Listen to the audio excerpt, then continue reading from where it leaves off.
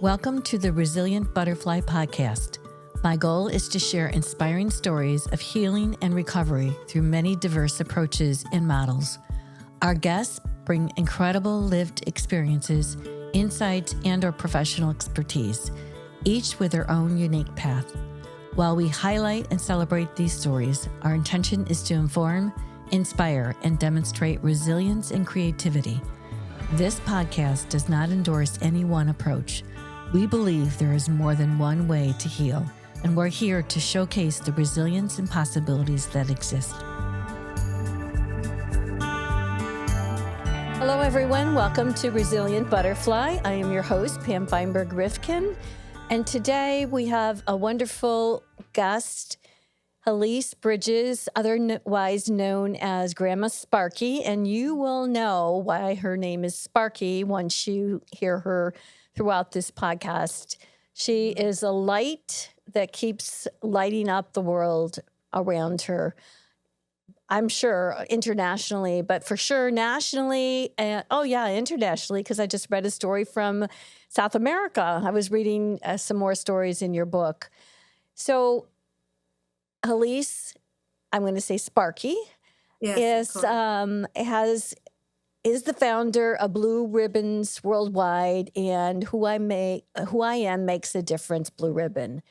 And I just completed a leadership program, 6-week program with Sparky, with some other people who are just amazing. One woman from Australia, and the others, one woman from Michigan, and others from California. So it was really very interesting and inspiring. And I'd like to start with you, Sparky, in your early life and what led you into this work.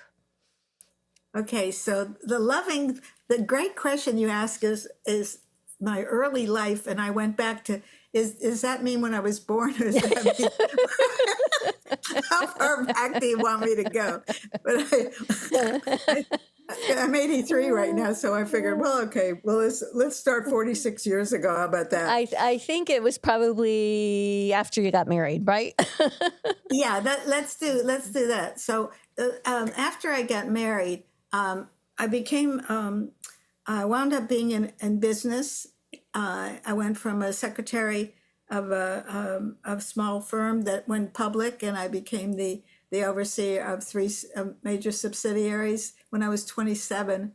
And then I went into real estate sales, and I bought 60 homes in 6 months with no money down because we didn't have any money. And my husband and I became millionaires in real estate. And that was we had all this stuff.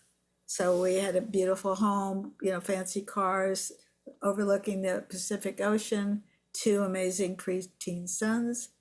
When my life changed 180%. And at that moment in time, and I think it was, 1979, I was 37 years old. Young. So in 1979, our marriage was less than excellent. I'll just say that I was subservient to my amazing, brilliant entrepreneurial husband, and I was invisible in his wake, even though I was really super successful in business. And I, over the years, feeling like I didn't matter anymore, and decided to take my life. Out of just being chipped away over the 18 years of marriage, and not being noticed, not being loved, not being empowered, not being supported, not being heard, not being valued. And this is the great gift that God and the universe sometimes gives us, like a bolt of lightning. And I remember the day that I decided to take my life, and I just was sobbing and crying and naked in a fetal position, rocking back and forth. And I just yelled to the heavens, "Stop the world. I got to get off and find a way where people love each other." Mm-hmm. And in that moment, I heard a little sweet voice whisper inside of me. It said, "You can't take your life because you're going to sing, dance, write, and have a musical on Broadway, and you're going to bring love to the whole wide world. Such a beautiful thing to hear. Not everyone hears and follows, a lot of people unfortunately follow through with suicide. But for you, it was different. What then? So what then was when I decided to leave my husband, leave my $1 million career, and leave everything and not knowing where. And I walked out with a potted plant and some clothes, and I gave up my real estate career. I gave up everything, and here's the great gift that came out of that is I decided to go into some personal development courses, and I got clear on me being able to find my own self, to know, not make my husband wrong. That took a while. I just want to say that. We always want to make the other person wrong. Yeah, absolutely. My therapy. I went through the therapy. I went through I was always blaming him. Okay, if only he would change. God only knows. But the great gift is that what happened is I became co-chair of the San Diego Hunger Project. I volunteered as co-chair, and just something I stumbled into. And in the process of speaking on behalf of the Hunger Project, I discovered that people were starving, not just for food, but they were starving to know that who they are made a difference, that they mattered. For sure. And it felt like that for me too. I felt like I needed to be loved too. So I created a blue ribbon. It's right here. I think you can see it. Yeah. And it says, "Who I am makes a difference." So I created this ribbon, and I decided I would go, and I brought about 12 people together in my home, kids, grandparents, business people. And I said, here's bags of ribbons. Go out and honor people and tell them how wonderful they are. Cheer them on for their dreams and come back and tell me what happened. And they came back, and here's where everything changed. They came back and they told me what worked about honoring people and what didn't. People said, "Get away from me with that ribbon. What do you want? How much money do you want? Is this religious? Is this, and that?" And it would talk, and don't touch me. Don't try to put that ribbon on me. And so we looked at and we wrote together a 7-step blue ribbon ceremony about everything that would have of somebody be engaged, being honored, and not only being able to give this ribbon, but receive it graciously. And today there's over 50 million people that have been impacted by this message now, and stories written in Chicken Soup for the Soul. And mostly it's because what happens in 60 seconds or less is that when people feel seen and heard and loved, they have hopes and dreams, and they become innovative. It's a fertile soil for that. Why do you think seen, heard, and loved is so important to us as humans? It's fundamental. It's innate in us that love and connection is fundamental. It's Maslow's hierarchy of human needs. Basically, after you have food, shelter, and clothing, the next step is you need to feel the sense of safety, and then from there a sense of belonging, and so that you can feel esteem for yourself, esteem for others, and self-actualize. It's a basic human need. Sure.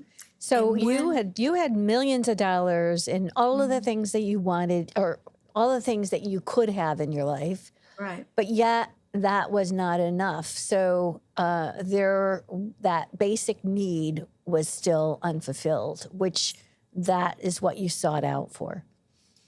Yes, and I didn't know it. I think we were all stumbling. All of us back in the late 70s, a lot of us were leaving jobs and things and careers that we didn't like, and tripping into something that we didn't know yet, but we knew that wasn't it. Right. Right. But when we came together and we started to meet and be authentic and vulnerable and talk about what we're feeling, and yet we were really pretty savvy folk, Mm-hmm. and we sort of like people came together, and we learned from each other, and we grew together, and we're still growing together. It's the question you asked is why do people the need to feel Yeah. seen and heard and unvalued and valued, and I will say this, that fundamentally, if you're in going to school from the time you're in grade school to probably now, you might get a red mark on the top of your page that told you how many you did wrong. Instead of how many you did right. Exactly. And you're always looking at something's wrong with me. Mm-hmm. And our society is based on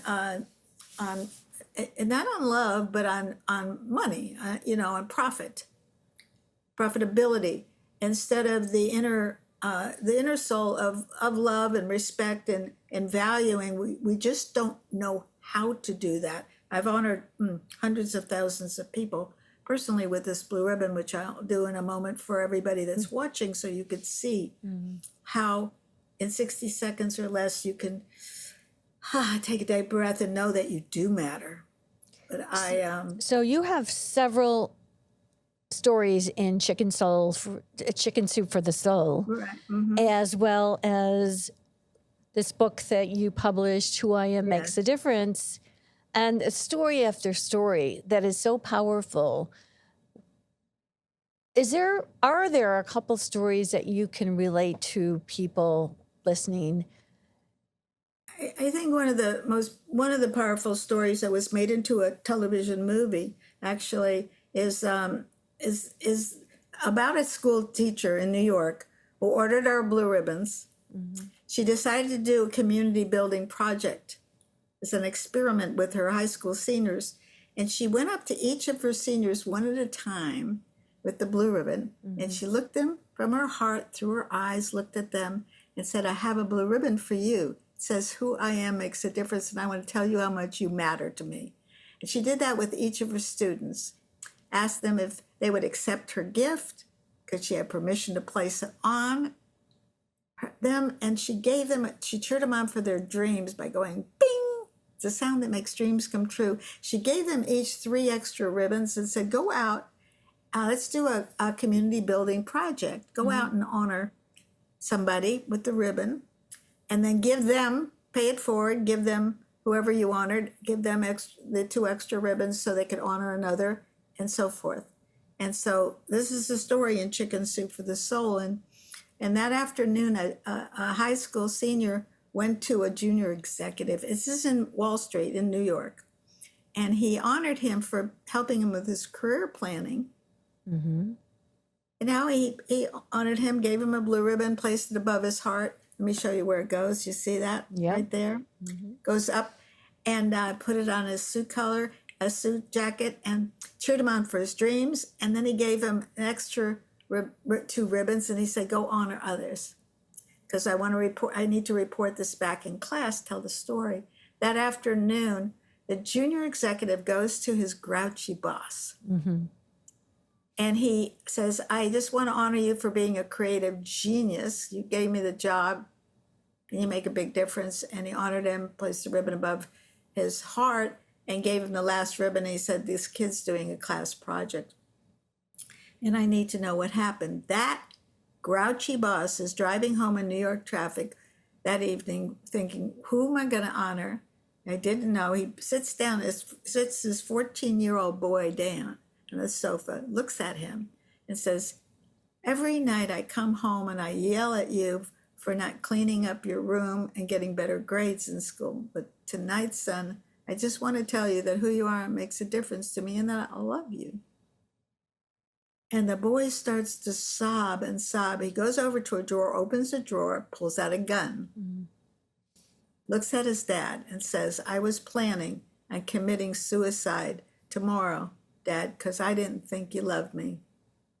And now I don't have to. This every time I hear this story, because you've told the story to us in our leadership program, it's in this book, it's in Chicken Soup for the Soul. I always get tears in my eyes because of the young man that was saved, and how many more in school, young kids who don't think that they matter, that can be saved. And I was reading one of the other stories where you were asked to come up into Los Angeles during the riots, that there were gangs that were fighting against each other, and they brought them in. I don't even know how they all brought them in to an auditorium. Can you tell that what happened there? Oh, I did forget all about that. This is we are instantaneous when something is an idea as time has come. So I live in San Diego, and some women were down here, and they were talking about the riots, and they were putting the rival gang members together, and they were looking for people that could speak. And I said, oh, I can do that. And the next thing I know is I'm up there during the week where they had the Bloods and the Crips together in the same room. And I had no idea what to do. Actually, I never spoke it before like that. And up in front of the room, I get introduced as, I was introduced by a comedian, an Afro-American comedian. And he gets up and he says, you see the white woman in the corner? She's Jewish. And she comes from San Diego. Oh, goodness. and he says, did you want to run out of the auditorium at that point? Right. That's right. And so I remember that exactly. And that was my introduction. And so I went up and I just stood in front of everybody. And they had their hands crossed above, their chests and kind of, in the leather jackets and kind of looking at me like, what is this woman doing? And I said to them, I said, who would like to come up to the front? And so I can teach you how when you walk in a room, everybody will turn and look at you and want to be like you and be impressed by you. And everybody's just staring at me. And finally, I pointed to a young fellow, and he gets up. He's like, I'm 5 feet tall. Well, 4'11" now. I just found out from the doctor I lost an inch. Okay, that's another story. Okay, so, but anyway, he's like 6'2", and he's slender, and he's looking down at me. His head is dipped down. He's got his hands in his pocket. He's got his knee kind of bent. He's kind of, like, yeah, show it to me, lady. And I said, may I have permission to touch you? And he goes, huh? So I took my hands to his, and I put it up like that. I touched his legs so he could straighten up. I took his hands out of his pockets so he could straight up and down. And I looked at him, I said, good job. And I walked away for a few steps, and I turned around, he's back slumped again. I did this about 25 times. I didn't know what else to do. Wow. I kept going up, and I said, okay, here. I picked them up, and I said, good job. And I walked away. And that was all I did. At the end, I honored him with the blue ribbon. And I said, I'm going to ask you all to honor each other now with the blue ribbon. And Bloods and the Crips, I want you to honor each other and tell each other how much you matter. And you got 60 seconds each to do that. And they're all honoring each other. And I said, now, I want you to go home and let somebody know how much they matter. And I will just tell you that I spoke I was the first speaker and the last speaker during the week. They had a lot of other great speakers. And when I came back, everybody's sitting there, like frozen. And I said, who would like to come up to the front and tell us what the difference they made? And this girl that had drool coming down her face, and she was always sleeping. She was kind of a big figured, strong girl. She gets up, she stands straight. She looks at everybody and said, I went home. I told my mother that who she is made a difference, to put her cigarette butt out, get herself dressed up, and I'm going to strut her down the street because I want to be proud of her. Mm. And everybody starts applauding, and they yell, "Give her a ribbon." I honor her. She sits right down, and oh, she says also, she said, yeah. So she sits right down, and then she said, and I told my teacher that she no longer has the right to speak to me in that manner because I make a difference. And I looked up and I saw this woman in the back of the room. She must have been the bus driver or the teacher or whatever, but I could feel her pulse beating. Mm-hmm. And I said, "You want to come up here?" She came up and she stood and she stood and looked at this girl and she said, "You know, you're right. You did make a difference. I apologize." Wow. And everybody yelled, "Give her a ribbon." Mm. You know, we all need to be loved and honored, and a chance to say I'm sorry, and a chance to learn from each other. Sure. And that's what happened. You know, I made that up. And I forgot that while I was honoring this boy and straightening out his face and putting his hands straight so he could straight up and down, that nobody had seen anybody get acknowledged. Mm. Not in that, not I in didn't that know auditorium. I didn't know I was teaching that. I never made him wrong. I just kept, "Good job." But that's all I knew to do. And that became a powerful story.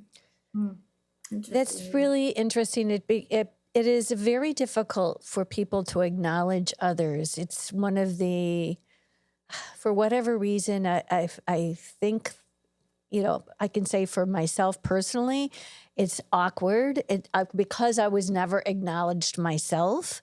Right. And I'm sure based on your marriage, you were not acknowledged. What drew you into the ability to naturally acknowledge someone without question? That is a really good question for me. You know, something came through me to create the blue ribbon.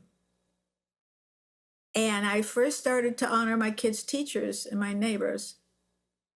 But I was terrified that they would reject me and think I was a crazy lady with the ribbon, which a lot of people did, by the way. I was fundamentally, it was a risk. Mm-hmm. And when I honored them, I got invited to speak and train and do things that I couldn't even imagine. At the other end of that scope, I really was, when I stepped out of people that I didn't know very well, and I'd honor them, and then I'd look later and they didn't have the ribbon on, and I had just honored them, and I thought, they think that was stupid. And and I would try to avoid them. Mm-hmm. And then they would yell at me and say, "Hey, you know that ribbon you gave me?" And I go, "Yeah." They said, "You wanted me to pass it on, right? And tell somebody else they matter?" Because at the early days, I didn't do that. And I said, "Yeah." And they said, "So I gave it to somebody else." And I said, "Wow." You know, it was me stumbling into, I will say this, giving and receiving, I learned so much from the Blue Ribbon Ceremony. Mm. It's a lot of us have a fundamental, especially for women, have an ability to give a lot, rarely to receive. Sure. Acknowledgement coming back, "Oh, this old thing," or "My hair doesn't look good," and you know, if I only had a little bit of left and a little bit of that. And I've done all that, so I know that. Fundamentally, we look at what's not working in us, and we're fed that in our television and sure. Our society. Yeah, but we're talking about 15 billion years of evolution and top-down management. You know, them that has the goals make the rules, and we feel subservient. It's rare that we're in an environment where a teacher or somebody that we look to that tells us, "Yes, you can do it. I believe in you. Mm-hmm. You matter and make a difference." And that is rare, by the way. It takes a lot to stand up and stand out. Sure. And in the educational system, and it's not about just what the teachers are teaching fundamentally, It is about how the student is going to be able to receive it. And if they don't feel acknowledged in their own way, they can't receive. It is just one of those, as you say, fundamental.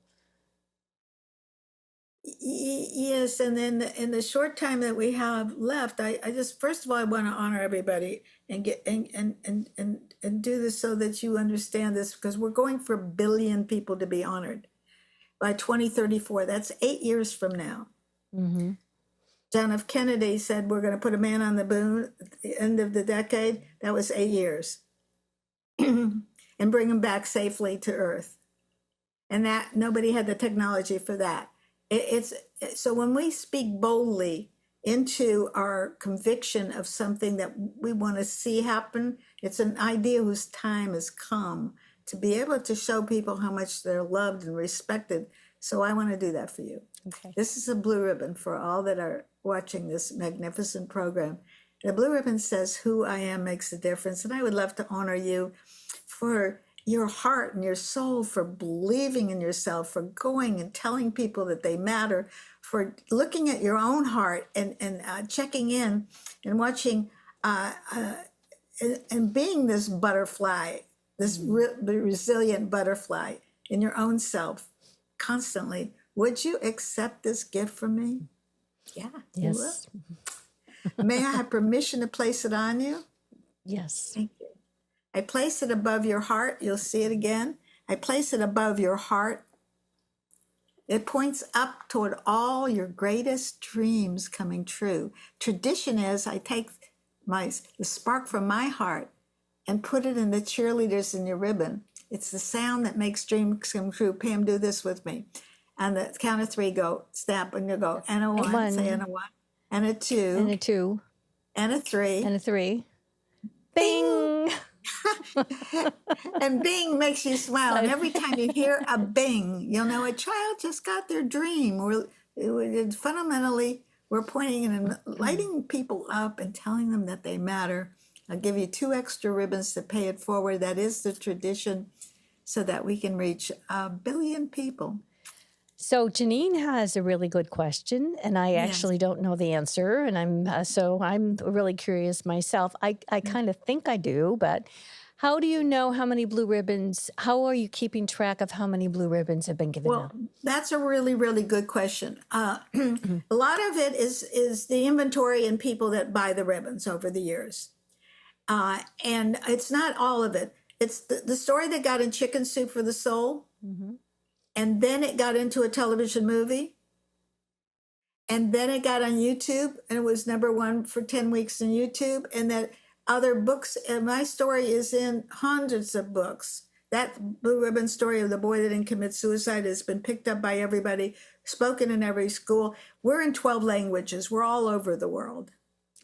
And so, yeah, go ahead. One of the questions also, excuse me, because I read this in the book about your trip to Rio de Janeiro when the Dalai Lama and so many others were there.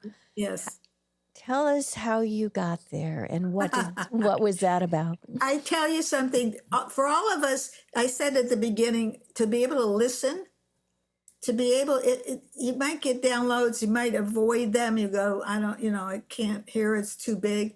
But all of a sudden, I get I'm just beginning this ceremony, and I get a call from a woman in Texas, and she said, "We heard about your ribbon, and that it saves the lives of children all over the world, and so we want to invite you to the Environmental Earth Summit in Rio de Janeiro. We'll pay for that, and because it's Environmental Earth Summit." And I said, "Well, thank you." And she said, "You'll be following Al Gore and the Dalai Lama on stage." All right. So now I don't know from Dalai Lama. I've been a real estate lady, okay, and a mom. I don't know from these things. Al Gore was a senator. He later became, vice president of the United States and nominated, but I didn't know him. So I told the lady, I said, "Well, thank you very much, but I don't read the newspaper and I don't drink soda, so I don't recycle." And I hung up. Okay, seriously, I hung Oh up. my goodness. And I walked away. Okay, so about a couple of days later, I get in this God bumps. And a voice that comes through me says, "You're going to Rio." And so I call back and I say, "I can go now." And they said, "Well, we gave the money to somebody else." And I went, "Okay, well, you know, I don't know why I'm going." And then a few days later, here's the miracle. Terra Christa Communications had raised $500,000 to send people there.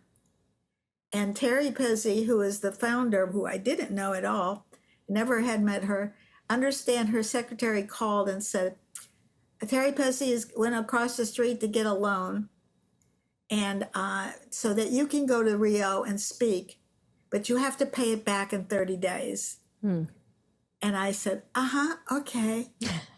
And I hadn't enough for underwear at the time to buy new underwear. I mean, I was broke. I was pinning ribbons on people. I went from millionaire to nothing here, you know, and that's all I wanted to do. And fortunately, my sister-in-law had a credit card, and she said, "Don't tell your brother that I'm using it," that kind of thing. And I get there, but I am surrounded by 2,400 world leaders. President of Earth Day USA, I followed on stage. The Dalai Lama, there you couldn't have. I've got a ribbon, for goodness sake. And I will tell you this, that I was so intimidated by everybody I was around. You know, Neil Armstrong is walking past me. Neil Darman is going up the escalator. Olivia Newton-John is coming down. The Dalai Lama is walking in, you know, and I'm just like sucking my thumb. And I started to honor, I think I honored 3,000 people in 14 days. Wow. I was a speaker on the 14th day. And there are 300 people in the room, and they're all with different languages, so they have the earphones on, the translation. I have no clue what I did at all, except that when I got home, and I without telling all of the experiences that I had, which are so tremendous, the 14 days that I was there, and that a transformation happened for me, and the spiritual evolution that occurred for me. But when I got home, I got a call from Terry Pezzi, and she said, "You did a great job. You owe us nothing." Oh, wow. And that was 14 days. I would have to pay for a round trip ticket and 14 days at a hotel and food and lodging and everything else. And I didn't have to pay a penny. Wow. That is a miracle. Well, you provided miracles for everyone in the audience and also over the 14 days that you did that. I mean, your stories go on and on and on. Can I also ask, you say 8 days, 8 years, not 8 days, 8 years, a billion. Why are you choosing 8 years? I made it up. I just wondered if it had to do with how old you're going to be, or just... You know, that's a good question. I make up everything. I just make it up. I just say something, and I decided 2034, 8 years from now. I did that a few years ago. Okay. So I thought about it, but I didn't declare it yet. But what I was told by, you met Randy initially, who is a graduate of Standing Strong Together, who is he's retired Chief Master Sergeant of the U.S. Air Force. We speak every week. He said, "What I love about the fact that you picked 8 years," he said, "is John F. Kennedy, when he said, 'I believe our society is ready to land a man on the moon at the end of the decade and bring him back safely to Earth.' He said, you picked 8 years, and he did it in 8 years when there was no technology for rocket ship." Well, and so I think it comes through me. Well, Let me there's a just not lot. say, There's a lot. Absolutely, I believe in intention, declaration, because you're really putting it out there into the universe. And a lot of people would say it's woo woo, and it is really the energy of, and then taking action on it. You can't just put it out there, but taking action on it. And you are an action driven person that has spent so many years in creating what, with just a little blue ribbon, an amazing saving lives, making people feel that they, who knows what their lives in front of them are. My question also is what can be done to get people in all of the school districts in the entire world, school districts. I don't know what they're called in the world, but getting the blue ribbon into schools. yes. So here's what's so amazing. To try to get anything into schools, the teachers are overwhelmed. The money comes and goes. It's tricky. So I decided not to do it that way because I've done that. So right now we've got a university in Mexico and a college in San Diego, and the students are meeting with me, with their professors, and they are engaged as a project to help us get to 1 billion people. And they're going to redo all of our social media stuff and all that. Their focus is on ages 15 to 25 years old, and that everybody will be learning how to do the blue ribbon ceremony. Everybody will be part of something big enough, like the rocket ship that goes to inner space rather than outer space, so they can know that young people can matter, make a difference, and be able to change this globe and focusing on what's working.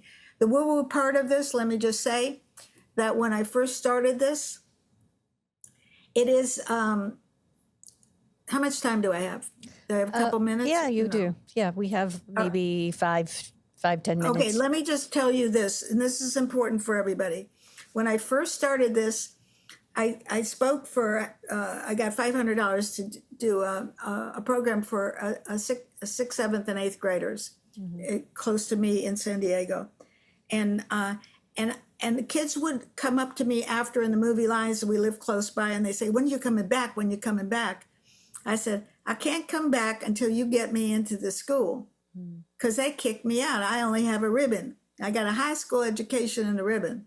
They said, you have to get to our school. I said, you got to make that happen. The kids raised $2,500 in 1991. And they went to their principal. Principal was a great principal. She said, yes, I can do three assemblies, 6th, 7th, and 8th, 3 days in a row for an hour. And I said to them, I'll only do this, sure enough, to get the money, but I want you to get the press behind it. They brought the Los Angeles Times, the LA, the San Diego Union Tribune, big newspapers, Channel 8 News showed up, and Copley showed up. I was on the radio station, and I stood up in front of, imagine there's like 600 kids in each of the classes, and I stood up and I said, 1 out of every 4 of you in those days has been abused, and I know it.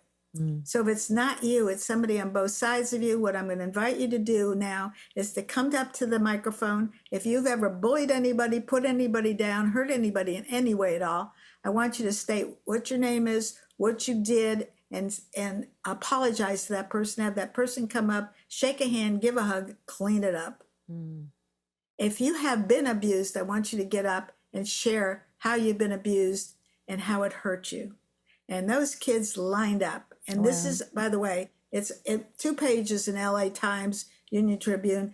And so you could see that they got up, and I will just share one story because there's many, of the 3 days. But one boy gets up, Todd, a small boy, small frame boy, and he gets up and he said, they call me a hot shot in class. I always interrupt everything, but I'm not a hot shot. And he just bursts out crying, and he turns his back to the audience. I put my hand on his shoulder, look at everybody, and I said, a minute, Todd has something important to say. And I turned him back around and I whispered in his ear, I'm right here for you. Keep talking. Mm. And he looked up at everybody and he said, but I don't know what to do. I lost my girlfriend last year. Kids ran up and circled around him and hugged him and was he sobbing because she committed suicide that year before. And nobody was talking about suicide then. Mm. And he couldn't talk about it. You couldn't, even today, you can't name the person in college campus or anything. To have that connection, he broke the whole room open. Every kid after it talked about and apologized, and the newspaper covers all those stories.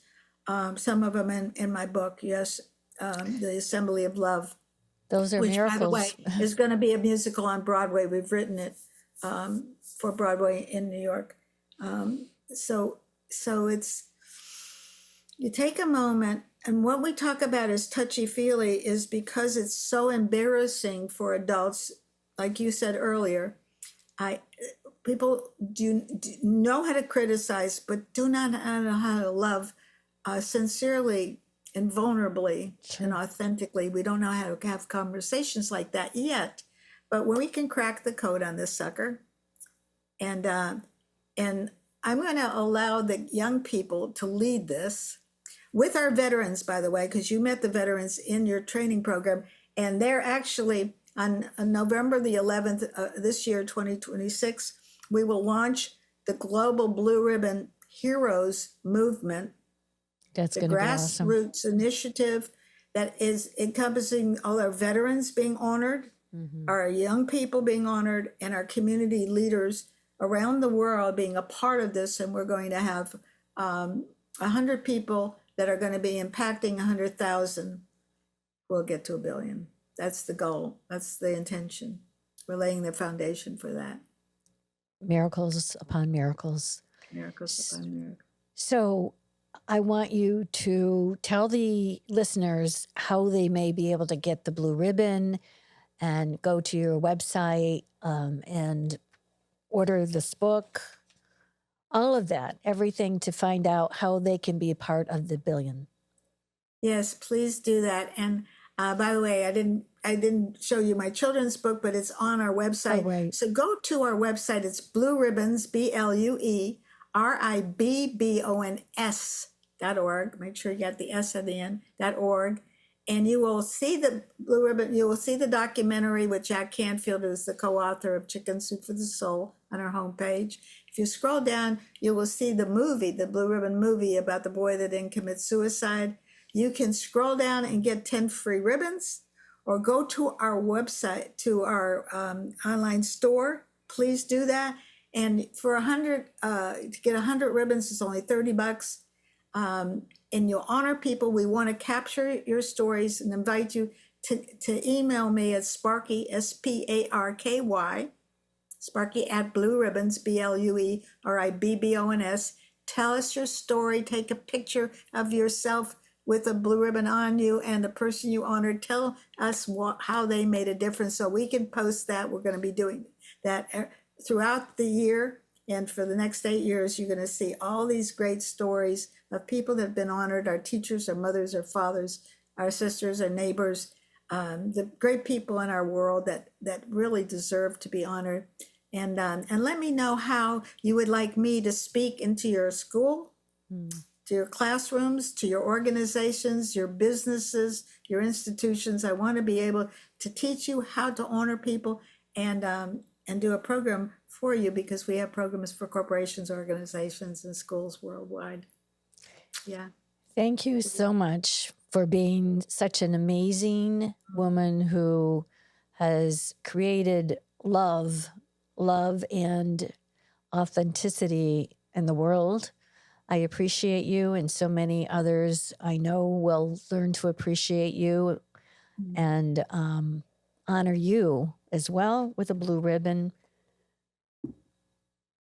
Who I am makes a difference. You are amazing, loving, authentic woman. And thank you for being part of my life. And I received that. Thank you. God bless. This is awesome. Go out and butterfly yourself. Resilient. Who you are makes a difference. We're uniting humanity through the power of love, one person at a time. Have some fun with this. Thank you. Get over yourself. Thank you for joining the conversation today. If you are seeking help for yourself or a loved one, please reach out to our Feinberg Consulting team at 248-538-5425. That's 248-538-5425, and check out our website at feinbergcare.com. I'm grateful for our guests and all who have joined us today. Make sure you follow us on Apple, Spotify, or anywhere you listen to podcasts.